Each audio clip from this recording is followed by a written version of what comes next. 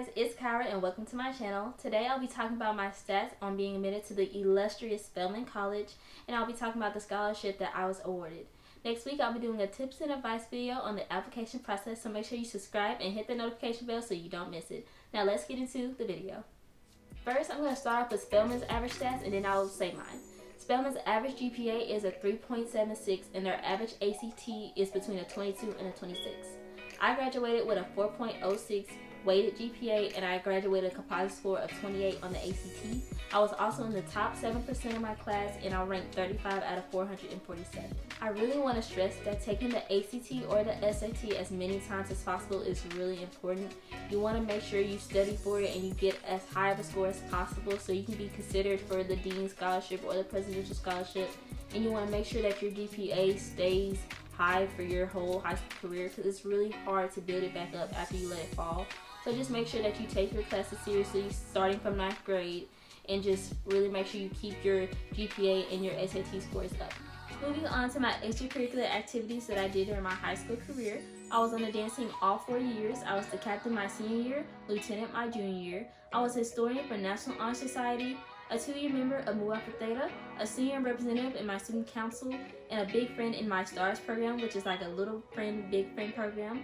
I had 2 years of orchestra and 1 year of theater. Make sure whatever activities you choose to do during high school you stay consistent with, because it doesn't matter how many you do, but it matters if you're loyal and you're consistent throughout your high school curriculum. It's better to be in 3 clubs and been in them for all 4 years than to be in 5 different clubs that you were all in 1 year in. It just makes it look like you're inconsistent or you can't stay committed to activities. So just make sure pick stuff you like to do, make sure you're able to handle it with your schoolwork, and just make sure you're having fun too while you're happy. You don't want to have a whole high school career where you didn't have fun because you were trying to do everything to put it on your resume for college.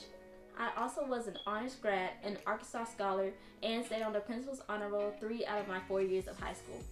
Next, I'm going to talk about the community service hours I did. I have over 1,000 hours of community service, so I'll only be talking about a few of them. I was a member of teen court during my 9th grade year, which was like a volunteer service where we did a jury, a prosecutor, defendant of students who would defend a student who had a misdemeanor, and we would go before a real judge and we would give them punishments and it would be off their record.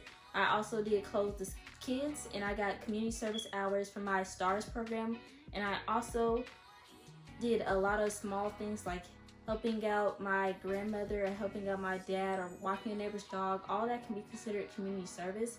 Just make sure you write down those hours, make sure you keep it tracked, and that way it'll start to build up over the course of your high school career. Lastly, I want to talk about the schools I applied to and the scholarships I got from them. I only applied to Spelman, Howard, and Xavier. Howard offered me $25,000 a year and Xavier offered me $18,000 a year.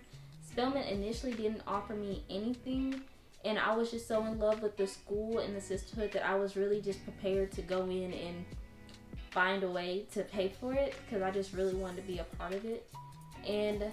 But luckily I was chosen to be a presidential scholar. And if you don't know what a presidential scholar is, it is Spelman's highest scholarship. It's a full ride. It pays for everything for all 4 years.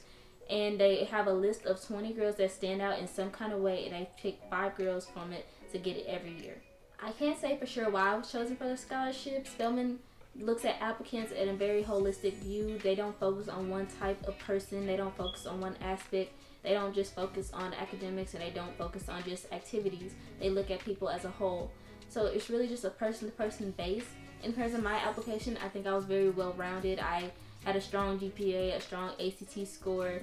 I had a lot of activities, and I took a lot of pre-AP and AP classes. So I think I was very well-rounded, and possibly my essay was probably added on to help with that too.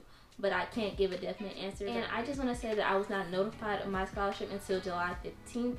I did not think I was going to get offered anything at that point. I was trying to figure out how I was going to pay for Spelman at that point. I had my mom sign for a Parent Plus loan and everything. So it was very out of blue. It was very surprising. And I was very happy that I did not choose to go to Howard or Xavier because of the money, because it was way worth waiting for this. I was very, very grateful for it, and I'm just really happy that I was able to get this opportunity to be a presidential scholar. And I just want to say that if you're aiming to go to Spelman and you're trying to figure out how you can get a scholarship, I think if you try to keep your GPA up, try to keep a strong ACT score, if you have a decent amount of activities that show consistency and leadership, I think you can possibly be chosen for a scholarship. But don't try to do the bare minimum just to get in. The ultimate goal is to figure out how you're going to get through all 4 years of Spelman, money-wise and academically. So try your best to do everything at the top that you can do so you can be a standout and so you can get a presidential scholarship or a dean scholarship. You don't want to be that applicant that they chose to put on the list because there was one more spot left. You want to be that applicant they made sure was on the list and was on the list to get chosen for a scholarship. Well, that's all for today's video. Next week, I'll be doing an advice video on the application process, so make sure you like, subscribe, and hit the notification button so you don't miss it. And I will see you guys later.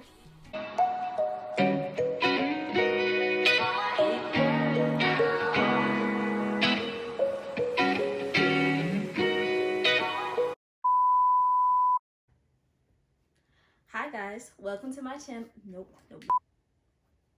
Hi guys, it's Kyra, and well, I forgot to say stars. That's what I forgot. Actually.